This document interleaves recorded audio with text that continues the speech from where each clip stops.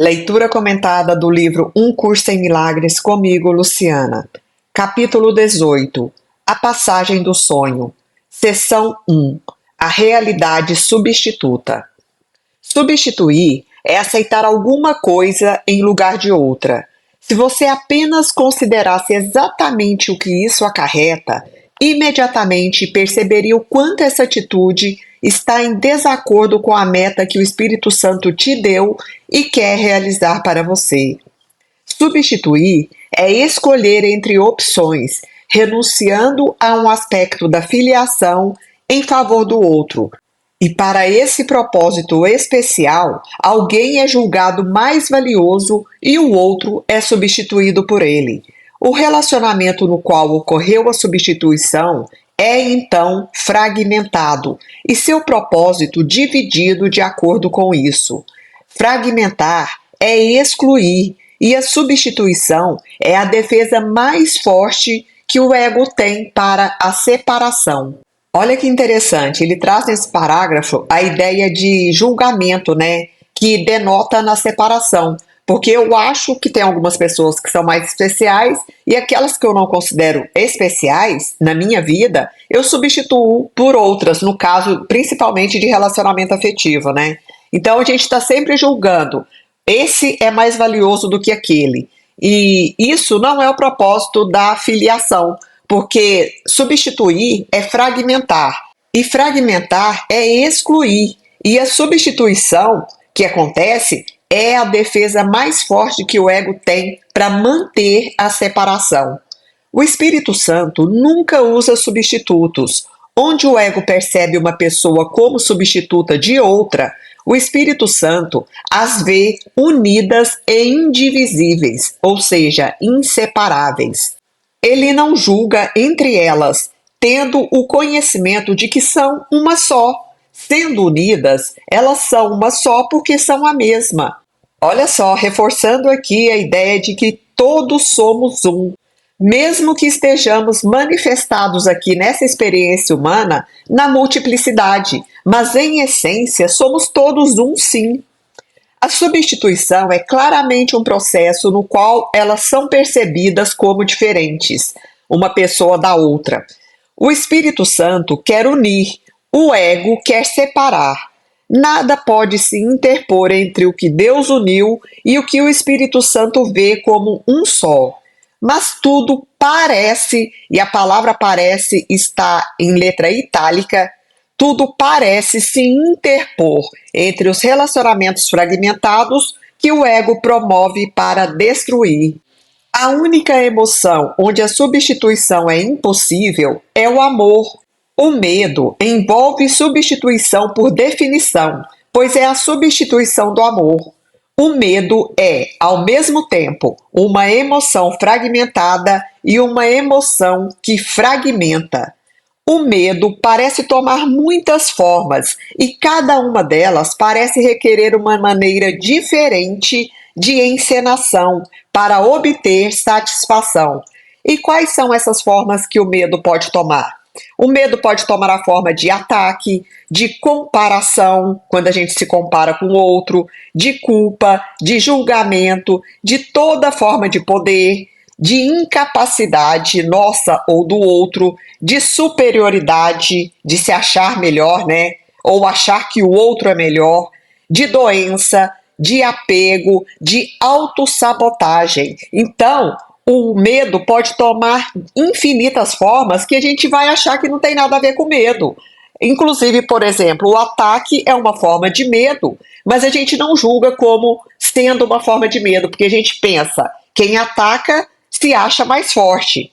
Será mesmo que se acha mais forte? Ou está atacando porque tem medo de ser atacado pelo mundo? Porque está com medo. Então eu ataco primeiro, tanto que tem aquela frase absurda que diz que o ataque é a melhor defesa. Se a gente for entender na íntegra essa frase, a gente vai entender que a pessoa que está atacando, antes de tudo, ataca porque está querendo se defender.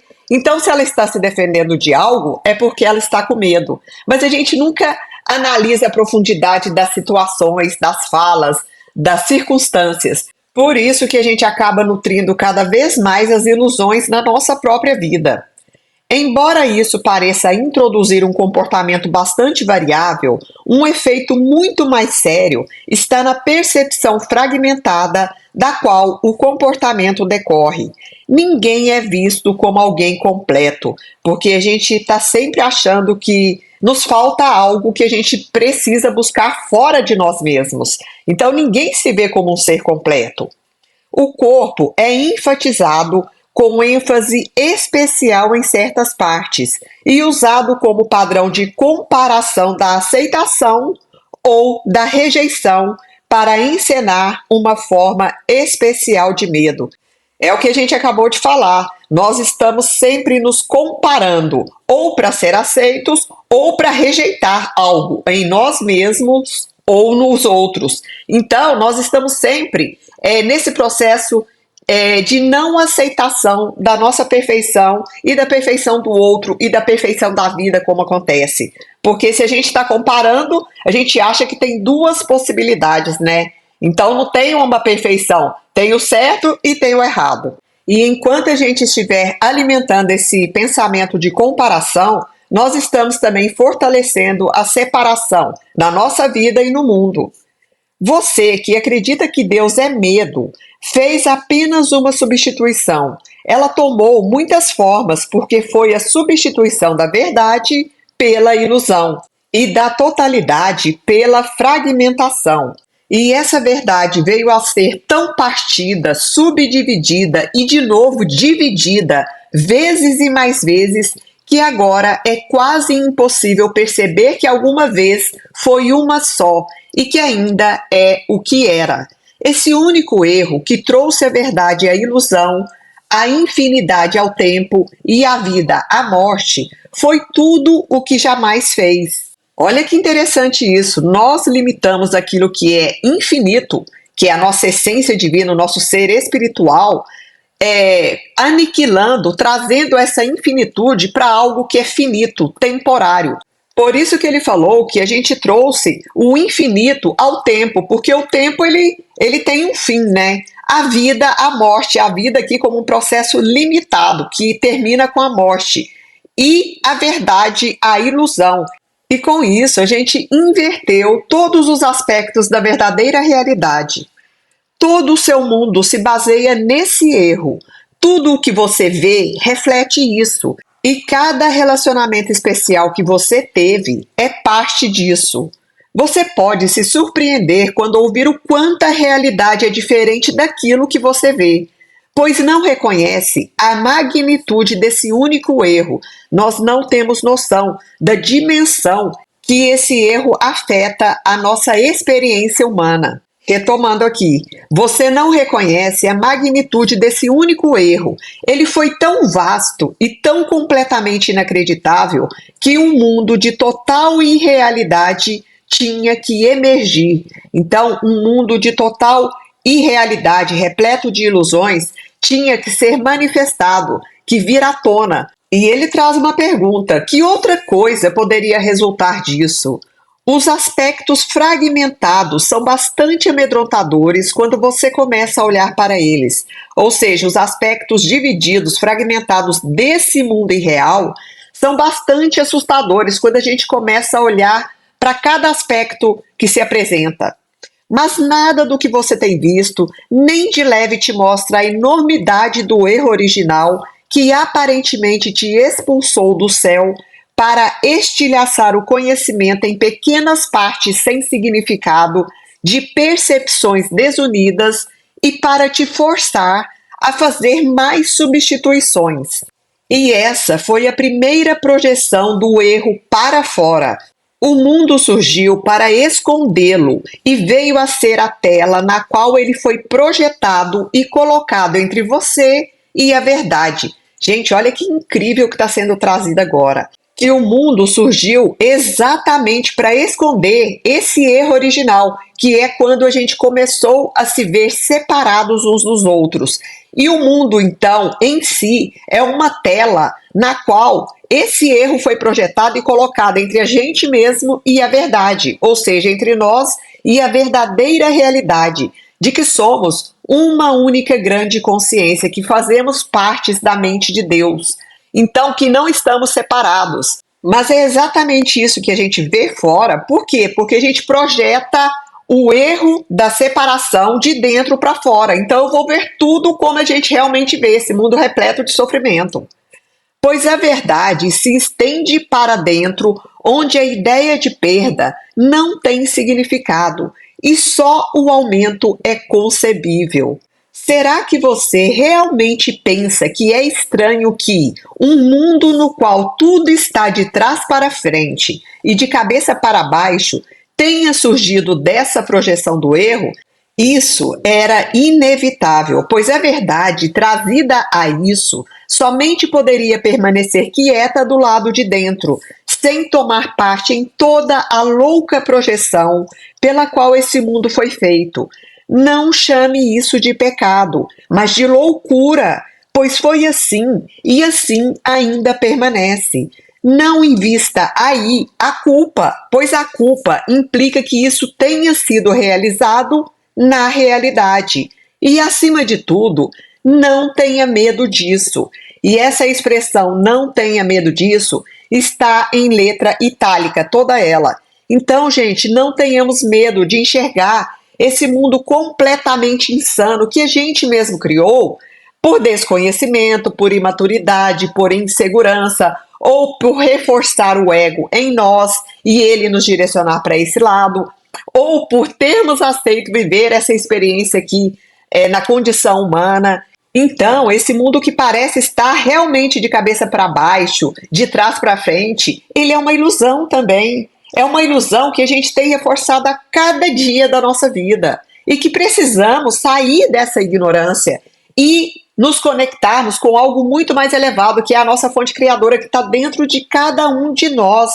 Mas a gente acha isso absurdo demais, essa ideia. A gente não acredita que isso possa ser possível.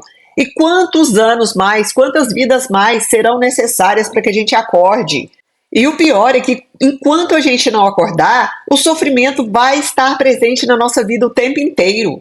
Porque a gente não quer se abrir para entender que a gente não entendeu nada até agora. Que incrível, né? E eu já vou alertar vocês, porque esse capítulo 18 aqui, sinceramente, está marcado aqui como extraordinário, o capítulo inteiro. Então, todas as sessões vão ter essa mesma intensidade, essa mesma profundidade de nos convidar a acordar, literalmente. Acordar não é só estar de olhos abertos, não.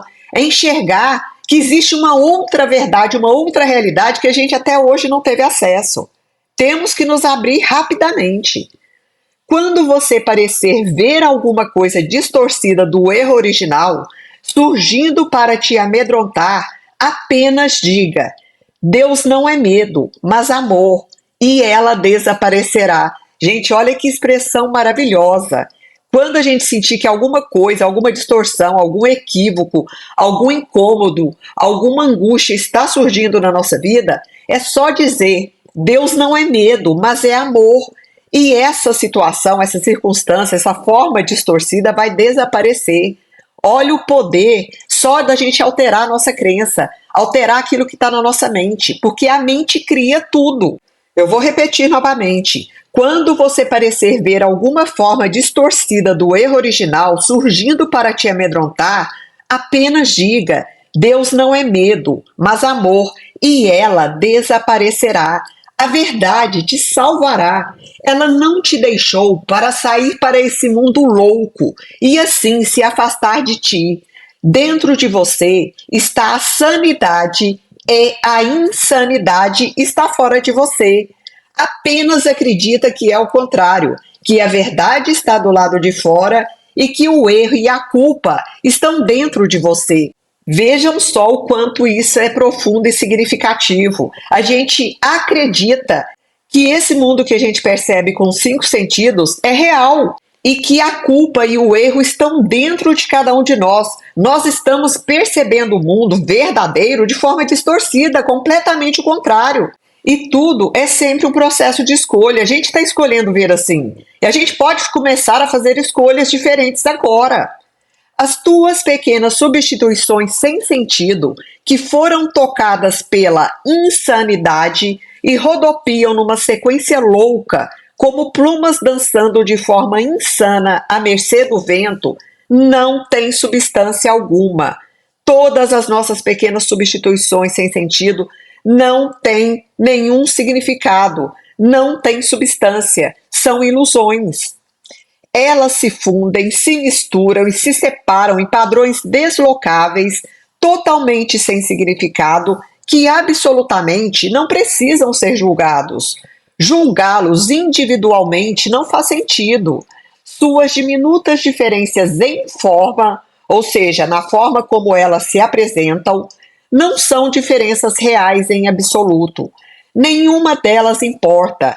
Isso elas têm em comum, e nada mais. No entanto, o que mais é necessário para fazer com que todas sejam a mesma, ou seja, todas essas substituições que a gente faz para a verdadeira realidade, tentando justificar as ilusões, elas não têm valor real, porque é tudo ilusão, está tudo no mesmo pacote.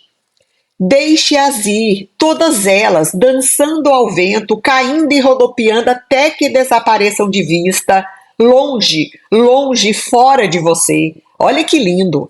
E volte-se para a nobre calma do lado de dentro, onde, em quietude santa, habita o Deus vivo, o qual você nunca deixou e que nunca te deixou. Olha que bonito! O Espírito Santo te toma gentilmente pela mão e refaz contigo a sua louca jornada para fora de ti mesmo, te conduzindo com gentileza de volta à verdade e à segurança dentro de você. Ele traz a verdade a todas as tuas projeções insanas e as substituições absurdas que colocou do lado de fora. Assim, o Espírito Santo reveste o curso da insanidade e te restitui a razão. No teu relacionamento com o teu irmão, onde o Espírito Santo se responsabilizou por tudo a seu pedido, ele estabeleceu o curso em direção ao que está dentro, a verdade que vocês compartilham juntos. No mundo louco que está lá fora, nada pode ser compartilhado, mas somente substituído. E o compartilhar e o substituir nada tem em comum na realidade.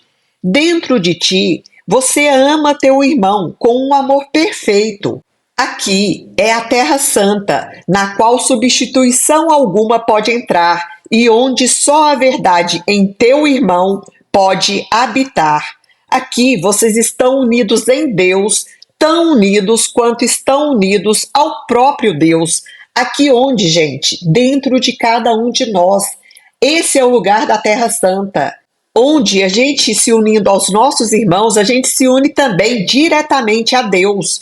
O erro original, que no caso é o mundo do medo e da separação, da culpa, não entrou aqui, nem jamais entrará. Aqui está a verdade radiante, a qual o Espírito Santo entregou o teu relacionamento. Deixa que ele o traga aqui, onde você quer que ele esteja. Dá ao Espírito Santo apenas um pouco de fé em teu irmão para ajudar o Espírito Santo a te mostrar que nenhum substituto que você tenha feito para o céu pode te excluir do céu. Em você não há separação e nenhum substituto pode te manter afastado do seu irmão. A sua realidade foi criação de Deus e não tem substituto. Vocês estão tão firmemente unidos em verdade que apenas Deus está presente e ele jamais aceitaria alguma outra coisa em seu lugar. Ele ama os dois igualmente e como um só. No caso, está trazendo referência a nós e ao nosso irmão. Por que que Deus ama os dois igualmente e como um só? Porque na unidade somos um só. Ou dito de outra forma, em consciência ou na nossa condição espiritual, todos nós somos um só ser, o Filho unigênito do Criador. E assim como Ele te ama, assim você é. Vocês não estão unidos em ilusões, mas no pensamento que é tão santo e tão perfeito que ilusões não podem permanecer para obscurecer o local santo no qual vocês se encontram juntos. Esse pensamento aqui está com letra maiúscula. É no pensamento de Deus que nós estamos unidos ao nosso irmão, a cada ser que toca a nossa existência. E olha que frase linda aqui, que denota ser do nosso irmão maior, né? Mais evoluído, Jesus Cristo. Deus está contigo, meu irmão. Vamos nos unir a Ele em paz e em gratidão e aceitar a dádiva de Deus como a nossa mais santa e perfeita realidade, realidade essa que nós compartilhamos nele. A realidade é compartilhada em Deus. O céu é restaurado a toda a filiação através do teu relacionamento, pois nele está a filiação íntegra e bela, a salvo em teu amor. Olha que interessante essa frase. O céu é restaurado a toda a filiação através do teu relacionamento, do relacionamento de cada um de nós com o outro. Pois nesse relacionamento está toda a filiação íntegra e bela, a salvo em teu próprio amor. Ou seja, cada relacionamento que a gente cura traz o céu para mais perto de nós e da nossa vida. Que bonito isso! O céu entrou em quietude, pois todas as ilusões foram gentilmente trazidas à verdade em ti, e o amor brilhou sobre você, abençoando o teu relacionamento com a verdade. Deus e toda a sua criação entraram juntos nessa relação. E como é belo e como é santo o teu relacionamento, com a verdade brilhando sobre ele. O nosso relacionamento, quando a gente cura os relacionamentos, quando a gente se aproxima, se une aos nossos irmãos, Deus está presente. E esse relacionamento se torna santo e belo e íntegro. O céu contempla e se alegra por você ter deixado que ele viesse a ti. E o próprio Deus está contente que o seu relacionamento seja assim, como foi criado. Nós todos fomos criados na unicidade. E o que nos tira desse relacionamento santo com Deus e com toda a filiação é justamente a separação, nos vermos separados de todos os aspectos da criação. O universo dentro de você está contigo, junto com o teu irmão. E o céu olha com amor para o que está unido nele, junto com o seu Criador. E aquele a quem Deus chamou não deve ouvir quaisquer substitutos, ou seja, não dê ouvidos para a voz do ego, para os pensamentos do ego, de separação, de ataque, de medo e de culpa, de julgamento.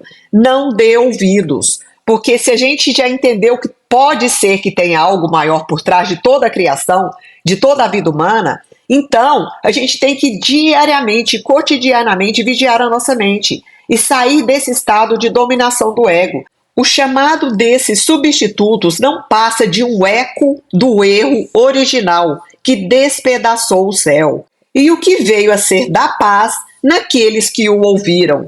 Aqui ele traz aqueles que ouviram esse chamado do erro original que traz a separação. Volta comigo para o céu, caminhando junto com teu irmão para fora desse mundo e através de um outro, para a beleza e a alegria que o outro mundo contém dentro de si. Gente, o universo inteiro ocorre e acontece dentro de cada um de nós. A vida que a gente vê fora é um reflexo da vida que acontece dentro da gente, das nossas crenças, das nossas dores, das nossas limitações, dos nossos julgamentos, das nossas inseguranças.